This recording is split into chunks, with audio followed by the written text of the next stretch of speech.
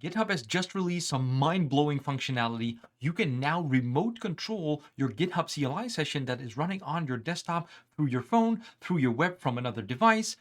Let's just go check out what it can do and how to set it up.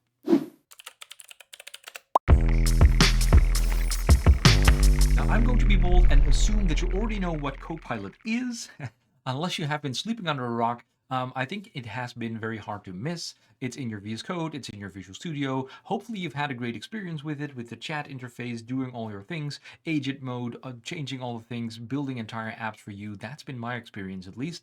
But did you know there's also a Copilot CLI, so the GitHub Copilot CLI, because terminal tools are all the rage, they're entirely back just because they work so well with all the agents and all the LLMs. But with GitHub Copilot CLI, you can also have a Copilot client inside of your terminal, which is perfect because terminal applications are typically very good at long-running operations. So if you have this thing that you want to build, this entire feature, this entire app, the best place I have found so far is in the CLI, and you can plan it out, you can put it on autopilot, and it will go off and do all the things, and it will have all the tools available on the desktop that you're running on. So in my case, in a second, we're going to see my Mac that has my iOS simulator because I've been building mobile apps with .NET MAUI mostly, but you can also build web apps, you can build all these things, and all the prerequisites are on my desktop right here. So that makes my machine so powerful and suitable for what I'm trying to do. And now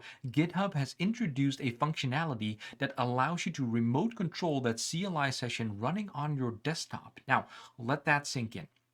From your phone, you can steer it from your GitHub mobile app or from any web interface anywhere in the world from another machine. Steer your command line tooling, your command line interface, your Copilot CLI on your desktop, which has everything to build the app that you want. So good news for your partner, you can now work from the couch, you can work from the beach, you can work from the bar, all the places where he or she thought like, hey, I have you all to myself. Now you can do work there as well. So let me show you what that's all about. Let me go to my screen right here. This is a blog post that GitHub put out to announce this. It's now in public preview, so it's, still preview bits. Remote control CLI sessions on the web and mobile. Here on the left, it might be a little bit hard to see, is a PowerShell session with a Copilot CLI session running. And on the right is the GitHub web interface with the same session where you can interact with it. So here it's right next to each other. The web interface can be half a world away and you can steer it from there on your own desktop. GitHub Copilot CLI, you have to have it installed, of course. Then you can do GitHub Copilot, you can do Copilot -- remote. You can even get a QR code in your terminal. I didn't even know that was a thing, but you can now do it. Scan that on your phone or with any other device and you can start connecting to it and run with that. Now, set message, and this is all the things that you can do here. Perfect. We'll see about that. Then tips for getting started: run/update to get the latest Copilot CLI version, because this has just been released at the time of recording. So make sure that you have the latest version. New versions of Copilot come out. I feel sometimes even multiple times a day, so that's crazy. And then you can just start a new remote session with Copilot -- remote or /remote from the Copilot CLI tool. Now, if you want to do it on mobile, make sure to have the beta release on Google Play or iOS test flight. I have all of that. I'm going to show you all of that, so that's cool. Now, one thing that I did immediately find out, I have a terminal window right here with a sample MAUI project, and we'll see if we can get that to run here on my local machine using all kinds of other tools. One thing I immediately found out is that this needs to be a GitHub repository, else it will not work. So not just a Git repository, I think it needs to be a GitHub repository that is pushed to github.com as well. It doesn't have to be like public. This is a private one, but it has to be hosted on GitHub, probably for some logistics there. I don't know exactly, but that was like the immediate feedback that I got, like, hey, it's not a GitHub repository, so I cannot do this.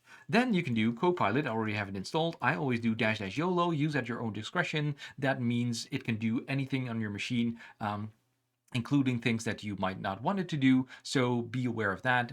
I didn't get in trouble so far, and I use it, but use it at your own discretion. Else, there's no problem, but you just have to accept all the things that it needs to do for the first time, or say like, yes, allow for this session, etc., etc. I'm going to set stream to on so you don't see all my secrets, and then I can say -- remote. right? So I can do that and it will start up. It will come all these things. It will fill to connect to a bunch of MCP servers. That's fine. Do I trust the files in this folder? Yes, absolutely. Keep on this device only. That is a little bit of a mixed message right here because it's not going to be only on this machine, but that's a different functionality entirely. Let me know down in the comments if you want to see videos about that.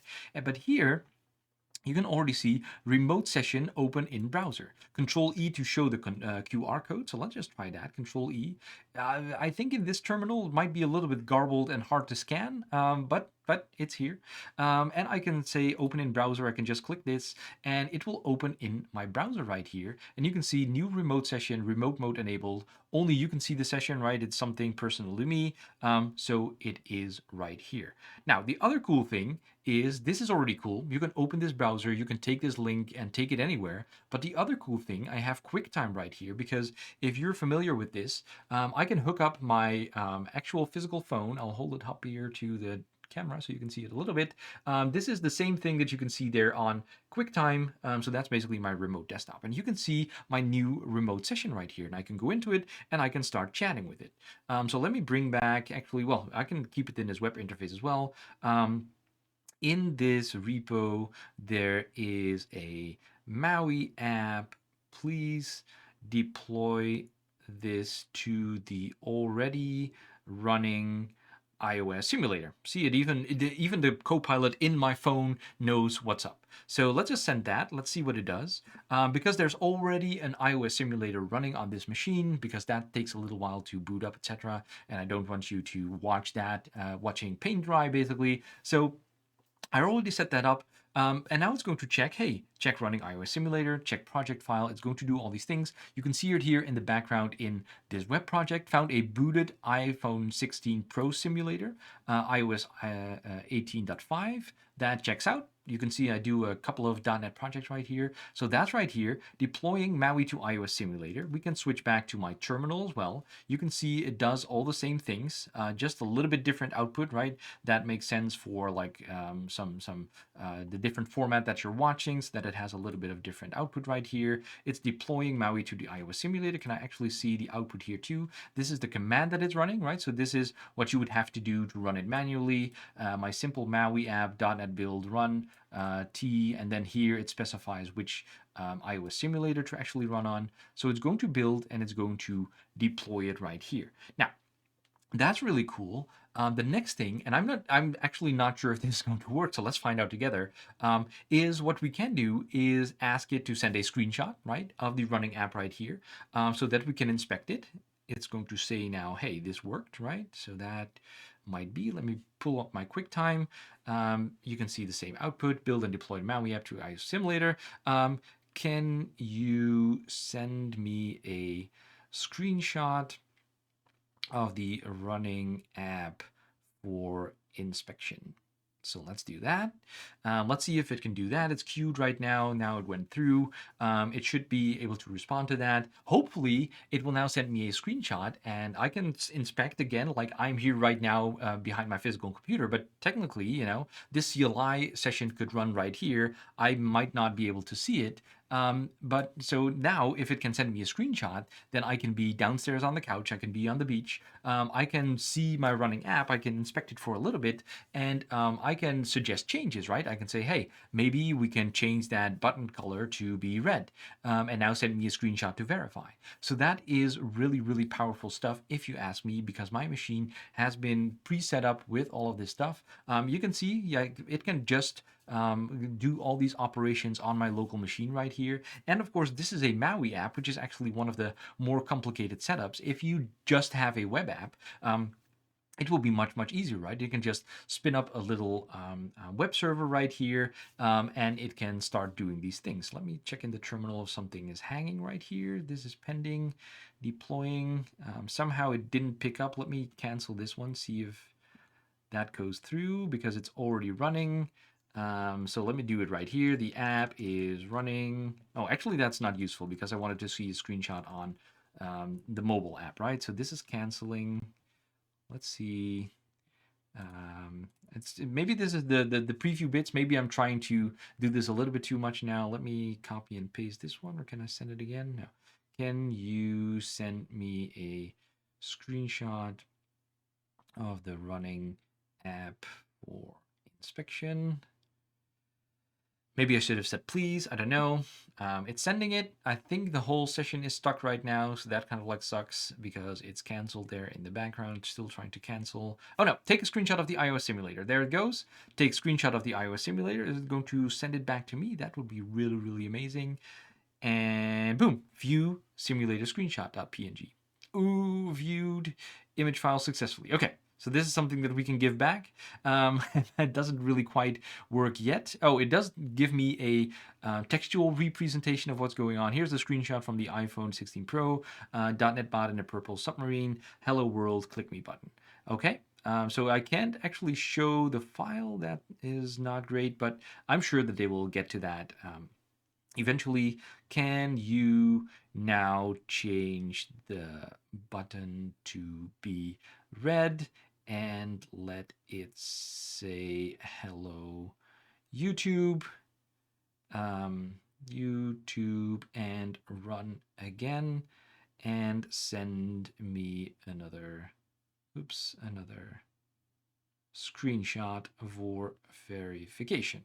Okay, so it's going to do that. Now, I'm not sure if I'm going to wait for all of this thing to happen right here, but you know, it comes up here. You can see in the terminal, like, hey, it sees the main page.xaml. That's where, you know, all of this is. You can see the div right here flying by. Click me is going to change to hello YouTube. And probably here we go, background color to red. It's going to run it again. You can already see it going here on the iOS simulator. Here we go. The changes didn't really take, but this is then a great use case. I think it needed to rebuild, and it's just now running the application again without rebuilding this. But this would be a great use case because now it would send me this new situation, and I would be like, nope, that's not right. And it would do it all again, and I could inspect the results from the remote session again. So this is really, really powerful if you ask me. Actually, on the .NET MAUI team, we've been doing this for a little while. We've been building a custom solution that's called PolyPilot based on the Copilot CLI SDK. Yes, the CLI also has an SDK with which you can build your own applications with it. And that's what we did. And we built PolyPilot. I have a video on my channel right now.